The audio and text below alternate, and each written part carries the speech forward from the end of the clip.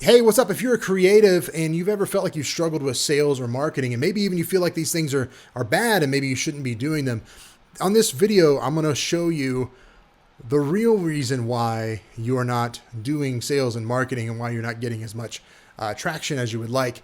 And I'm going to outline some principles of sales and marketing, but you're going to see very quickly that you already know these things. So the real question then becomes, why am I not doing these things? That's what we're going to talk about today.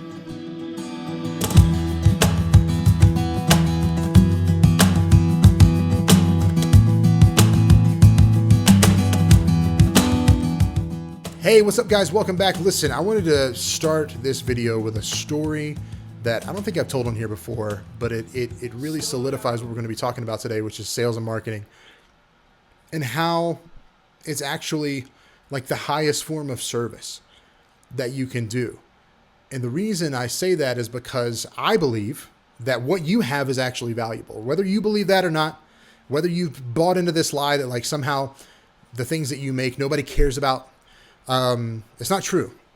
But whatever it is you do, like if you're a service provider or you have actual art that you sell or whatever, you're creative, you should be selling your stuff. You should be marketing your stuff. And I'm going to tell you a story about that right now that sort of flipped the way I think about this a long time ago.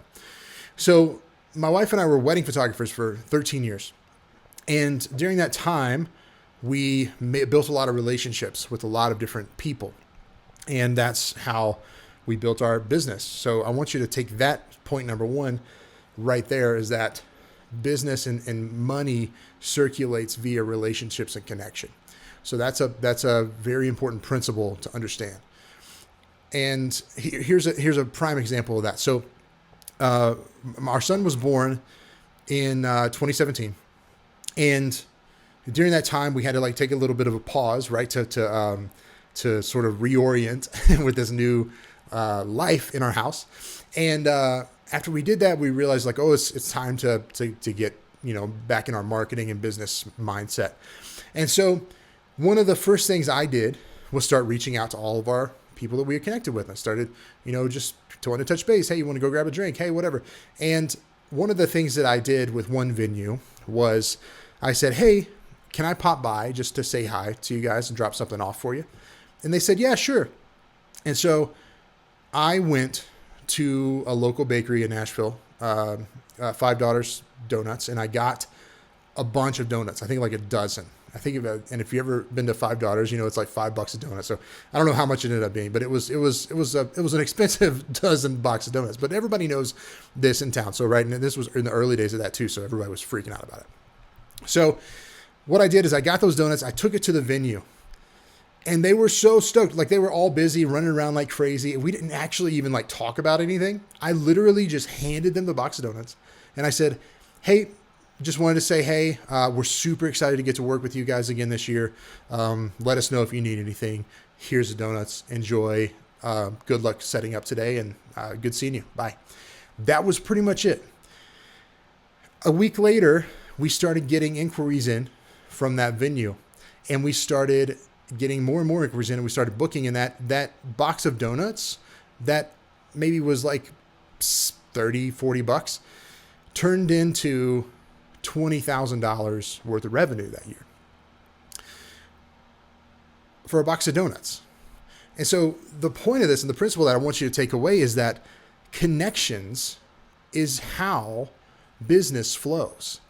If you can connect with people and build relationships with people, that's how things flow. And it's the same way, even if you sell products and you sell your art, like, even if you don't go out and like make connections where people are going to refer you to them, the connection can be built by doing stuff like I'm doing right now, where you're just talking to your people and letting them know like what you're about and what you believe in and things like this, and documenting your process. Like all of these things can build connection and relationship. And that's how people transact with people that they know. And so that's a principle that I wanted to show you. And I also wanted to outline that because it's so different than like what I think most people think traditional marketing and sales look like. I wasn't like super pushy. I wasn't going in there and like trying to like rub elbows or whatever and like be super off-putting. No, I was doing something cool for somebody, that's it. They could be that simple. But here's the overarching principle that I wanted you to understand, and this is so simple, and you already know this. People want to buy things that help them solve a problem. That problem could be that I have an empty wall and I need some art on that. Probably not, though. Like an example of this, I just saw a story from this from a photographer who works a lot with AI, and he creates this beautiful AI stuff that's unlike anything else that anybody's doing. And he randomly had someone order a very large print from him, and it was a collection that he did about this specific beach. And this beach was the guy who purchased this. He purchased that art from the specific beach because that was his son's favorite beach, and his son had just passed away. And he wanted to get this large print to hang in his son's room as a visual reminder of who he was. That's powerful. You can't really plan for that, but you have to understand that that's how people make decisions with their own emotions and their own stories. And your job is to tell the stories so that they feel like they're in it and they feel like they can connect with it. And the guy couldn't have possibly have planned that and thought like, oh, someday somebody's son's going to die and they're going to think about this beach. No, he just told the story, and it aligned with somebody else's story. And when those beliefs converged and those stories converged, a transaction happened. That's all sales and marketing is. And so once you understand that, and once you start telling stories and just connecting with people, things start to roll a lot differently. But you know all of this. You know that it's important to tell stories. You know that it's important to show your work. You know that people want to buy things and they want to solve their problems. And so you know how to do all of this, and you've heard all about it. But why aren't you doing it? Why is it still such a point of friction for you? And I have an idea for you today that I want you to carry away, and we're going to walk through a practice here that's going to help you with this. I believe that one of the reasons why creatives fail to sell and fail to market themselves properly is because of the internal things that are in the way. And what they'll do is they will seek out coaches, courses, anything to go find like different frameworks or different plans or whatever, when all those things follow the same principles. They're always going to be the same because of human nature. Human nature is not going to change. You don't have to worry about that. So once you know all the principles, you know everything there is to know. So why do we continue to seek these things out? It's because we're trying to fill this hole that we don't realize is there. And that's the thing that's actually stopping you. That's the thing that's causing so much resistance. And so what we're going to do here today is we're going to work through that specific thing. So this is your lucky day. You followed through to this point. You know that maybe sales and marketing is not your hot spot. That's okay. The reason why it's not, though, is because of stories and things that are in the way. So what we're going to do right now is I'm going to walk you through an exercise, and we're going to clear that stuff out of the way. Cool? So here's what we're going to do. I'm going to take my glasses off because I'm going to do some tapping with you. I haven't done this in a while on the channel, so welcome if you've never done this before. But I want you to take a deep breath in through your nose and out through your nose. In through the nose one more time. And out through the nose. And let's do one more of those. In through the nose. And out through the nose. Okay.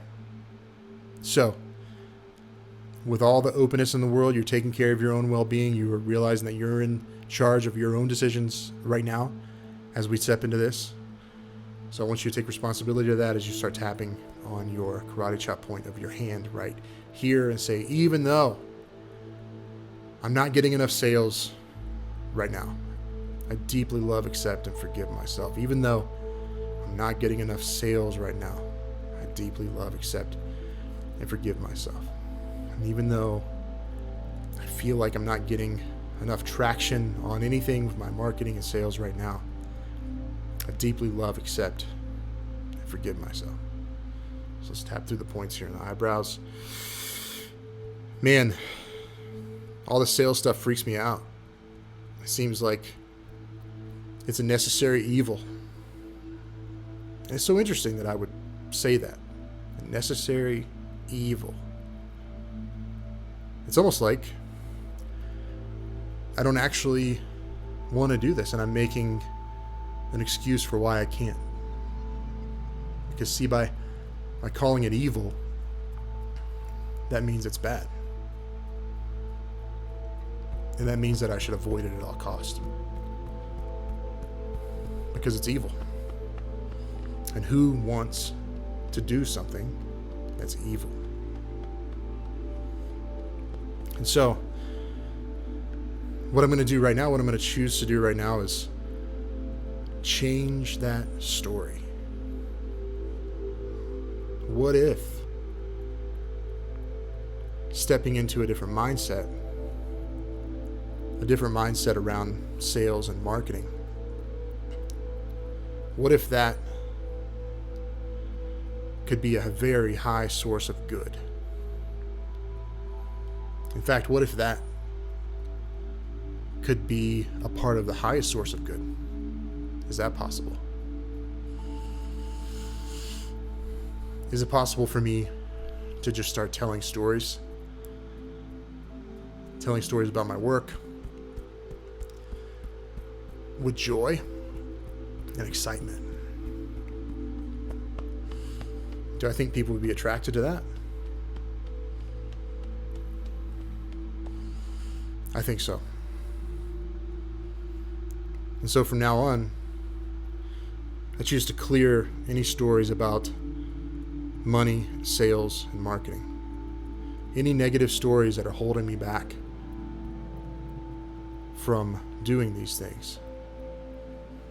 These necessary things to grow and get my work out there as a creative. Not necessary evil, but necessary good. Clearing any negative thoughts, emotions, or stories from the past about this. These stories might not even be mine, so I release them now. I choose to release these stories.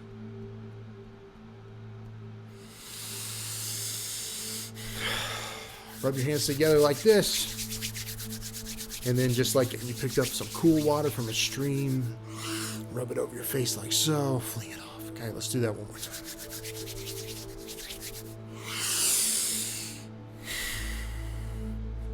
Notice how you feel.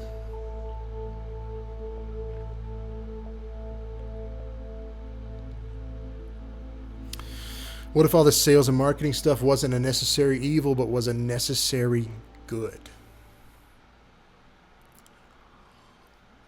That's a different way to think about it, huh? So, what I do and the work I do with creatives is helping them get out of their own way. It's helping them rewire these stories, helping them become resilient, because I believe that resilience is the master key to everything you want in life.